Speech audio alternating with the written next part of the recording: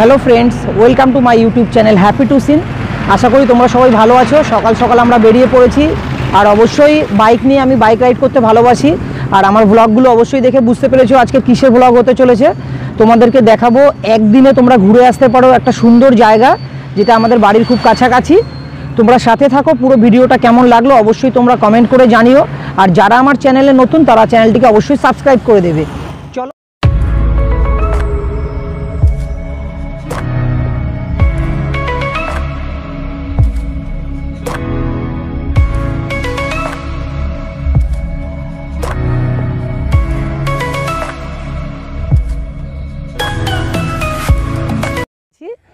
আমরা গাড়ি উপরে রেখে দিয়েছি।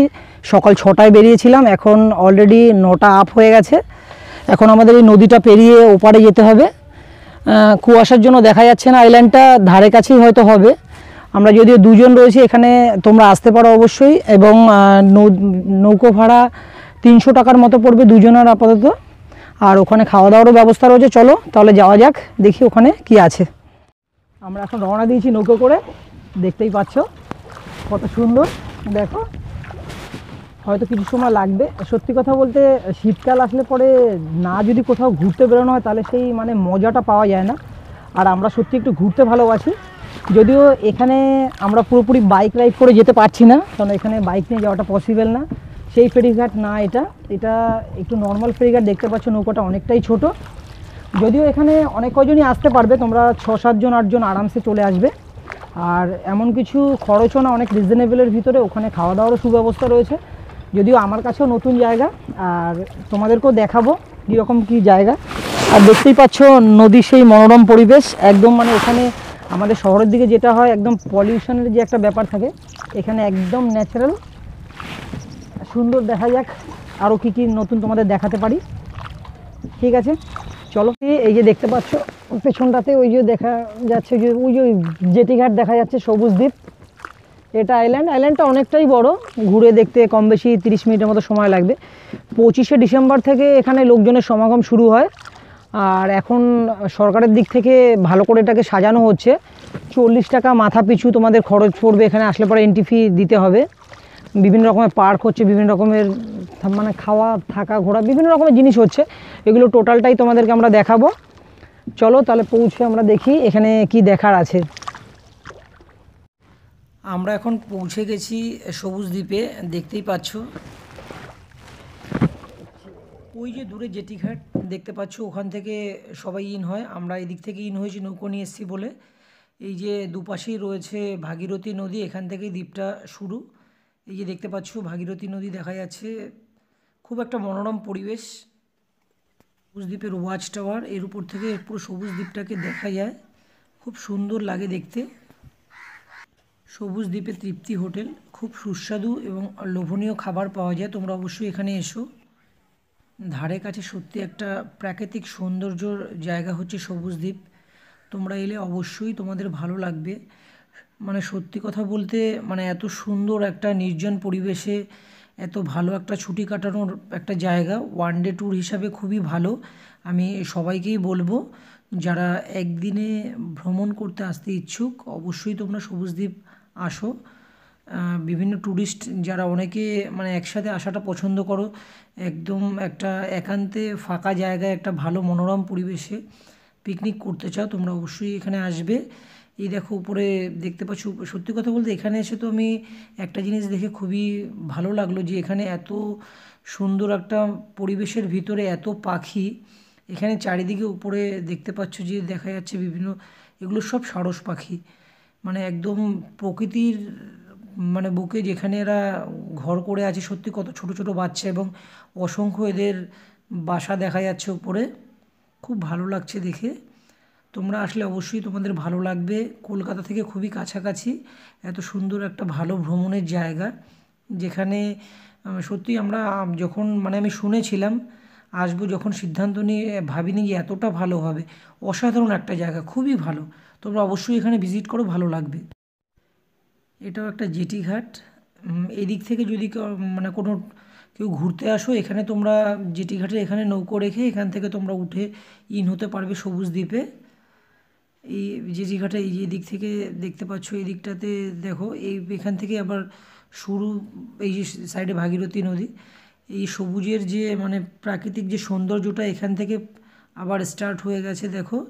আর এখানে সত্যি সরকার থেকে এত সুন্দর উদ্যোগ নেওয়া রয়েছে, সব বড় বড় গাছে নাম্বারিং করা রয়েছে, মানে এত সুন্দর রক্ষণাবেক্ষণ, এত ভালো একটা যে পরিবেশ, মানে ভাবাই যায় না।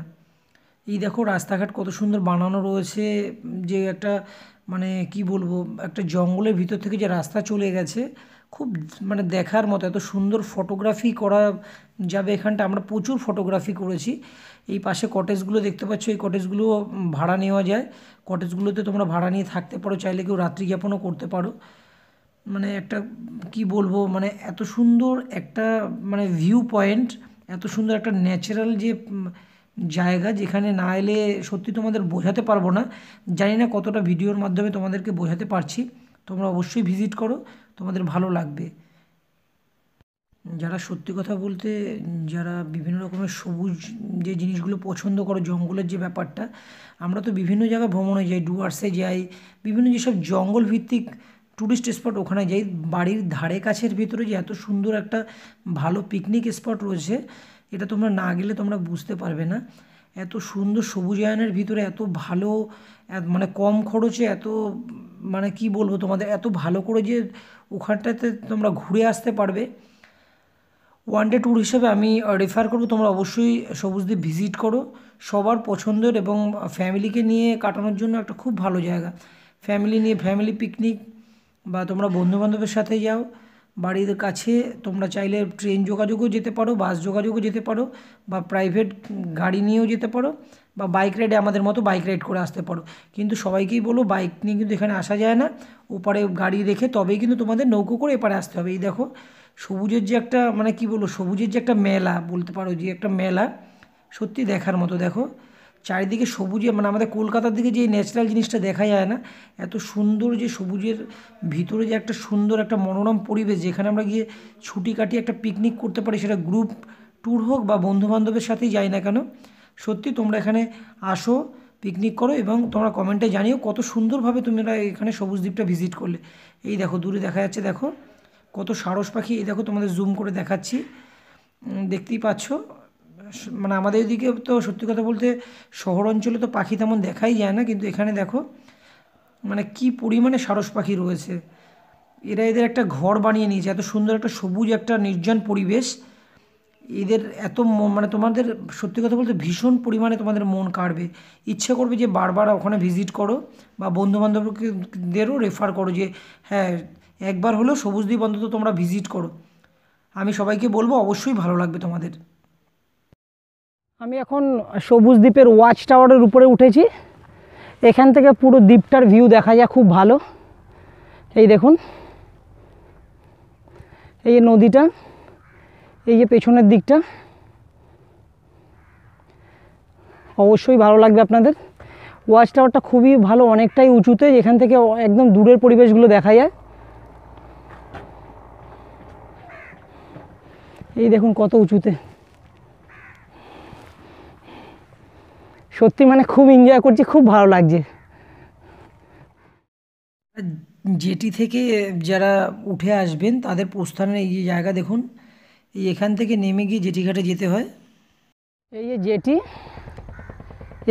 এখানে সবাই এসে এখানটাতেই নামে, যারা ঘুরতে আসে। এখান থেকে আপনাদেরকে ইন হতে হবে, এই যে ইন হওয়ার জায়গাটা। সত্যি খুব একটা মনোরম পরিবেশ, খুব ভালো লাগবে অবশ্যই আপনাদের। দেখুন এটা হচ্ছে ভাগীরথী নদী, খুব সুন্দর। এই দেখুন এখন কাজ চলছে, 25শে ডিসেম্বর থেকে এখানে লোকেদের সমাগম খুব বেশি পরিমাণে হয়। এবং আপনাদের যেটা মানে এখানে আসতে হলে অবশ্যই আপনারা কেউ গাড়ির মারফত আসতে পারবে না, গাড়িটাকে ওপারে রেখে এপারে আপনাদেরকে আসতে হবে নৌকো দিয়েই। আর নৌকোতে বিভিন্ন রকমের নৌকো আছে, ইঞ্জিন চালিত আছে, হাতে চালিত আছে। আমরা হাত নৌকো করে এসেছি, যেহেতু দুজন এসেছি, খুব ভালো, অবশ্যই ভালো লাগবে আপনাদের। এই যে হচ্ছে জেটিঘাট, এখান থেকে উঠতে হবে। আমাদের মোটামুটি ঘোরা শেষ, আপনারা অবশ্যই ভিজিট করবেন। খুব ভালো একটা জায়গা, মনোরম পরিবেশে একদিনের জন্য পিকনিক কাটানো অল্প সময় খুব আপনাদেরও ভালো লাগবে। এই দেখুন, এই যে সেই দাদা, যে দাদার নৌকোতে আমরা গেছিলাম সবুজদ্বীপ, তোমরা অবশ্যই এসো, খুব ভালো লাগবে। আর দাদা বলছে কত কি ভাড়া টাড়া শুনে নাও। লোক হিসেবে ভাড়া, বুঝলে তো? যেরকম লোক আসবে একজনের নিয়ে গিয়েও পড়তে, মানে একজন নিয়ে গিয়ে সেরকম পড়তে হবে না, 5 জন নিয়ে গিয়ে সেরকম 5 জনের পড়তে হবে। সে একজন আসলে যে মানে মোটামুটি করে রেট। মোটামুটি তাও 5 জন এলে মোটামুটি কত টাকা ভাড়া পড়তে পারে? এখন মোটামুটি 100 টাকা করে একজনকে নিই, ঠিক আছে, অনেকজন আসলে। হ্যাঁ, তবুও যেভাবে যেতে দাদার কষ্ট হয় সত্যি অনেক কমই খরচ, যেহেতু হাল চালিয়ে যেতে হয় বুঝতেই পারছো।